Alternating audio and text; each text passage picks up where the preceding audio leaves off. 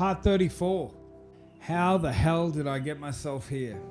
This is a story about how I become an international smuggler using this machine, how I worked my way through the federal prison system in the United States, the lessons I learned, the things I learned, and the price that I would pay. And it wasn't my sentence. So stay tuned. So I'm at FTC Seattle.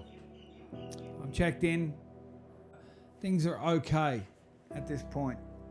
So I get a call 3 in the next morning and I am off to court. So guess what the process is, people? It is that you are processed downstairs. You go down there at about 4:30 in the morning.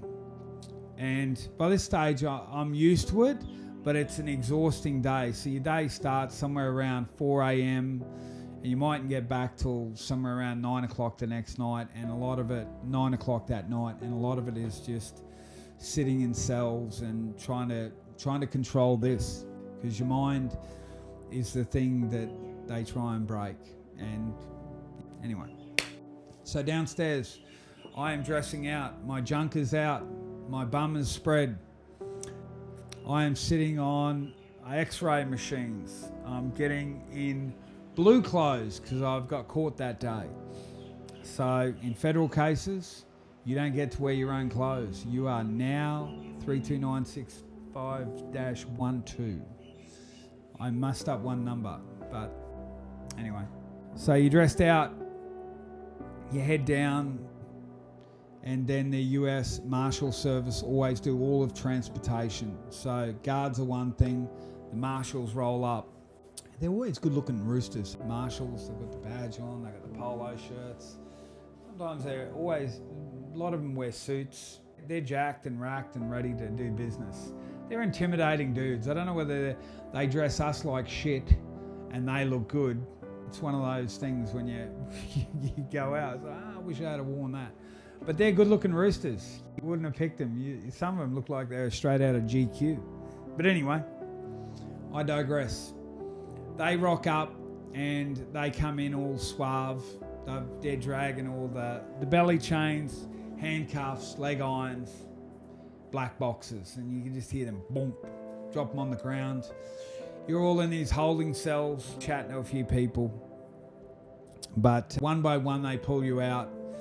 They handcuff you, they put the black box on, belly chains go on, then you lean up against the wall, knees against the wall to get your legs on. They spin you around, they hook your chains to your black box, to your belly chain, to your feet, and then you just sit in then they shoo you into another cell. Like I've said in the previous things, it's almost like a processing centre at cattle sales in central Queensland.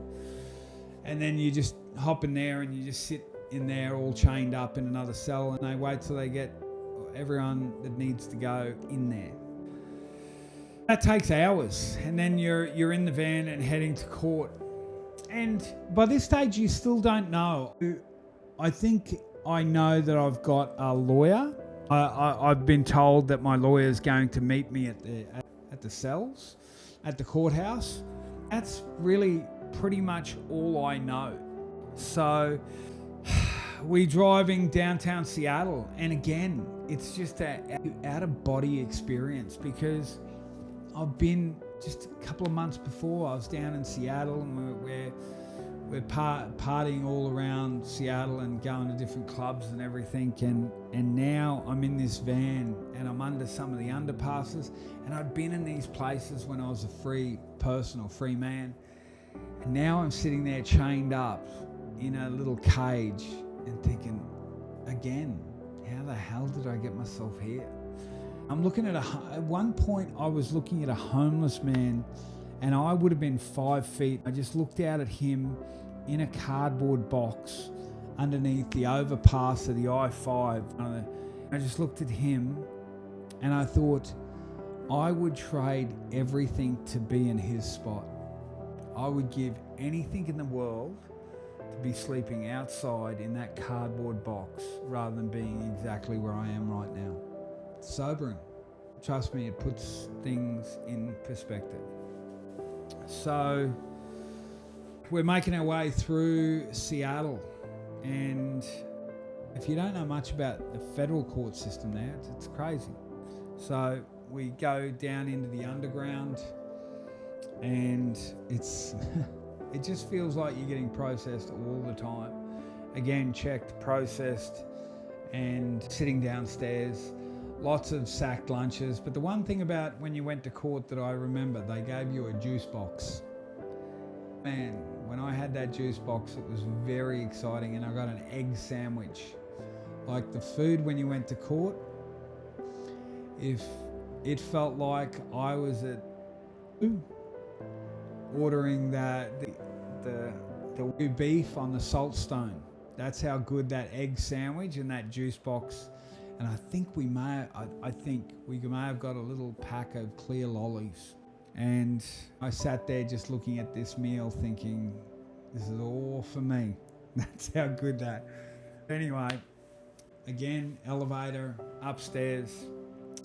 This was a different scenario, I guess. I'd been to court once in LA. There's a little dark room. Now we're in Seattle. I knew that we were going up quite high because we're in an elevator, and I could tell we must be up 10 floors or so. We got up there, and then we're in cages, and it's a unique scenario. They're in stainless steel cages out the back, but you don't know it just looks like a dog pound with all the cages there. You're in cages with other blokes. Some people are in cages on their own. A lot of people walking backwards and forwards. And this is the first day that I started seeing the jackets, the blue jackets.